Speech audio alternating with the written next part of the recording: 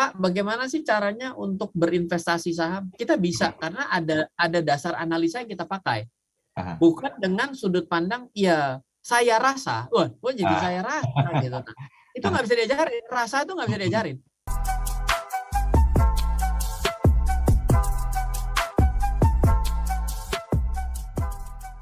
Judi dan investasi itu beda. Nah, tadi kan ini secara pemaparan dari perspektifnya Mas Ryan sudah dijabarkan ya, per definisi bedanya, pengertiannya tuh apa, investasi itu seperti apa, judi itu seperti apa gitu. Bahkan tadi saya kunci dengan sebuah statement, kalau investasi nggak tahu ilmunya, itu ya equal juga dengan judi ya, bahkan ya sebaliknya juga. Oke, Mas Ryan, untuk bisa meluruskan judi dan investasi itu beda, bagaimana hal yang menjadi sebuah patokan kuat?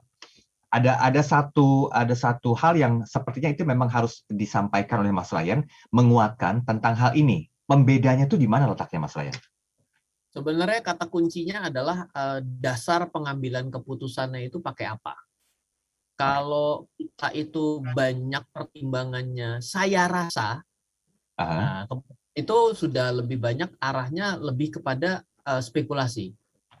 Tapi ketika kita atas dasar analisa saya, nah, itu jadi beda.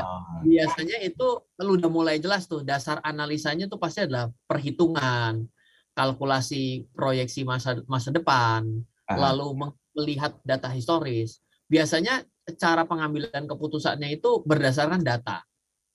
Jadi kalau misalnya kita itu lebih banyak pakai perasaan, ya itu sebenarnya lebih banyak kita itu lebih mengedepankan sisi spekulasi kita, sisi tebak-tebakan kita. Jadi memang saya bilang kan di awal itu kelihatannya sangat tipis gitu. Tapi kalau kita terbiasa nanti akan lebih, karena begini, tebak-tebakan itu tidak bisa diajarkan. Tapi ketika kita analisa itu bisa diajarkan atau kita tularkan. Makanya ketika kita bicara mengenai, Pak, gimana sih cara trading saham? Kita bisa ajarkan. Pak, bagaimana sih caranya untuk berinvestasi saham? Kita bisa karena ada dasar analisa yang kita pakai. Bukan dengan sudut pandang, ya saya rasa, wah jadi saya rasa gitu. Nah, itu nggak bisa diajarin, rasa itu nggak bisa diajarin.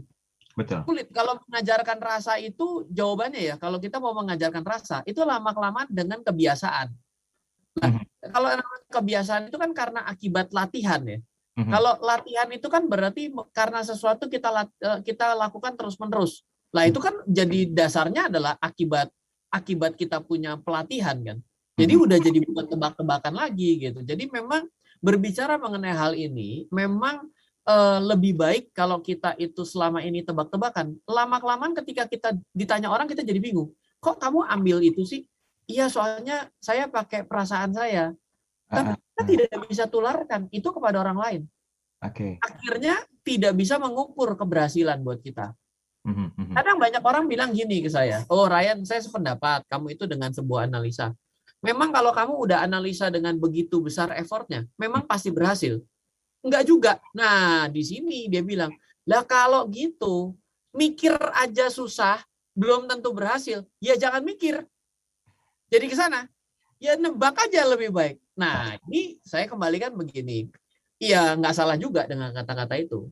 Sama begini dong, saya bilang gini, nggak usah lah sekolah, orang yang sekolah tinggi-tinggi aja belum tentu sukses, kalau gitu nggak usah sekolah aja. Apakah boleh kita ngomong kayak gitu di dalam kehidupan kita? Nah, jadi artinya kan sama juga dengan kondisi yang tadi saya bilang, ya udah orang udah susah, sudah dianalisa aja belum tentu berhasil, tebak aja kalau gitu. Jadi nggak asik kan jawaban begitu. Begitu kita berbicara mengenai investasi dan spekulasi ini, kita bisa membawa dalam berbagai macam cara berpikir dan cara memandang. Oke, Mas Ryan, mohon izin, saya kasih satu pertanyaan skeptis ya untuk malam hari ini. Kalau begitu bisa menganalisa, belum tentu bisa berhasil. Tadi kan Mas Ryan mengatakan begitu. Seberapa penting sebetulnya menguasai kemampuan untuk menganalisa ini? Oke. Saya begini. Kalau kita itu bicara mengenai nebak ya, kalau nebak itu biasanya ya cuma ada dua aja. Kalau benar salah, berarti kan boleh dibilang tingkat keberhasilannya jadi 50-50 ya. Yes. Tapi kan ketika kita menganalisa lebih ke belakang, berarti kan misal gini, kalau saya tiba-tiba suruh menganalisa, oke Pak, ada sebuah perusahaan yang selama 3 tahun terakhir itu selalu untung. Berarti kita bisa lihat, oh berarti kemungkinan untuk yang ke tahun ini bisa kita lihat dari keuntungan sebelumnya. Artinya kan jelas ya, oh oke, tingkat keberhasilan jadi lebih besar kemungkinan terjadinya dibandingkan tidak. Tapi ada kondisi uncertainty, misal, Pak, COVID, saya industrinya yang paling terdampak dari COVID. Yes, betul, itu sesuatu yang nggak bisa dikontrol. Gitu. Tapi tingkat pengambilan keputusan dan kemungkinan untuk suksesnya itu menjadi lebih tinggi. Kenapa? Karena ada dasar analisa ke belakangnya yang bisa kita pertanggungjawabkan. Kalau enggak, semua orang bukan menjadi pebisnis dong namanya. Semua keputusan kita dalam kita sehari-hari ada sedikit unsur tebak-tebakannya. Tapi nggak semuanya kita tebak kan. Pasti ada dasarnya. Makanya orang yang makin pengalaman, ya dia di-hire sebagai konsultan kan. Betul. Kenapa dia di-hire sebagai konsultan? Karena dia punya expertise masa lalu yang kita bisa bagikan. Jangan begitu. Itu kemungkinan gagal. Emang kalau beneran dijalanin pasti gagal. Enggak juga kan? Kita nggak tahu kan? Ya. Nah, tapi kan jangan mengulang kesalahan yang konyol. Kan itu yang lebih penting. Yes. Oke. Kalau begitu, banyak orang yang mungkin masih beranggapan ya judi dan investasi itu sebenarnya beda-beda tipis gitu ya. Tadi di awal, ini saya masih mengacu dari statement Mas Ryan di awal, kalau misalnya secara harfiah ya ada ruginya juga, ada untungnya juga. Begitu dengan judi gitu loh. Tapi boleh nggak Mas Ryan menelisik apa yang pernah dirasakan oleh Mas Ryan ketika awal-awal agak-agak sedikit ragu dengan investasi dan juga judi. Ini timbulnya statement ini sampai dengan sekarang itu faktornya apa sih Mas Ryan? Kegagalankah? Karena kurangnya kemampuan menganalisa kah atau bagaimana?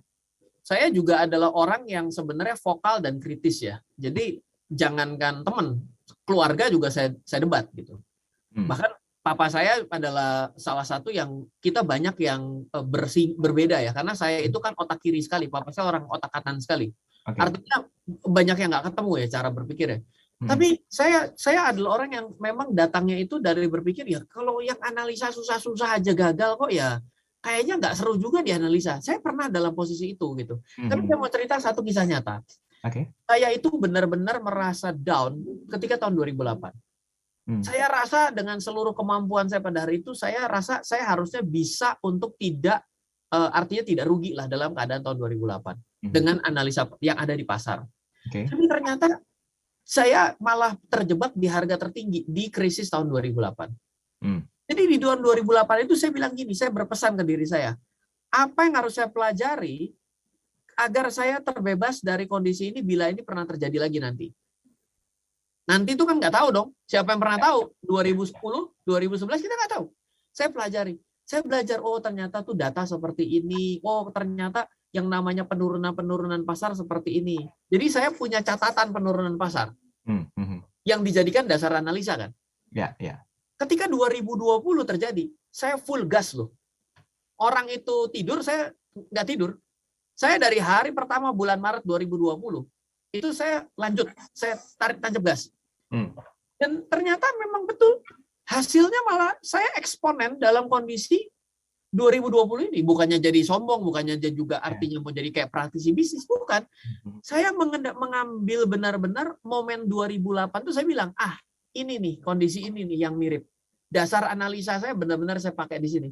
Sehingga ketika masuk di tahun 2020 dan benar-benar di bulan Maret, itu saya tancap gas dengan saya modeling, saya pelajari selama ini, saya tunggu-tunggu untuk saya nyoba. Saya hari ini lagi audit laporan keuangan di perusahaan saya. Nggak ada satupun tuh yang laporan atas investasinya rugi. Untung semua. Ya itu adalah contoh ya, contoh gitu. Jadi bukannya artinya saya sebenarnya jujur orang yang nggak suka ngomong-ngomong kayak gini gitu ya, karena buat saya bagian dari nyombong ya. Tapi bagaimanapun juga saya mau cerita bahwa ketika Anda mempelajari sesuatu, baik kegagalan diri Anda sendiri atau tidak, investment itu penting untuk bisa melakukan kepercayaan diri ketika Anda menyatakan untuk melakukan sesuatu. Anda itu perlu sekali untuk menganalisa dalam investasi itu. Nggak bisa hanya dengan unsur tebak. Loh Pak, ada nggak yang tahun 2020 lebih berhasil dari Anda dan karena dia menebak? Oh pasti ada. Pasti ada. Tapi tidak bisa diajarkan. Bedanya bisa saya tularkan ke orang lain. Gitu. Itu penting ya, yang bisa diduplikasi. Yang penting itu adalah duplikasinya. Jadi kesuksesan itu bisa kita bagikan kepada orang lain. Baik.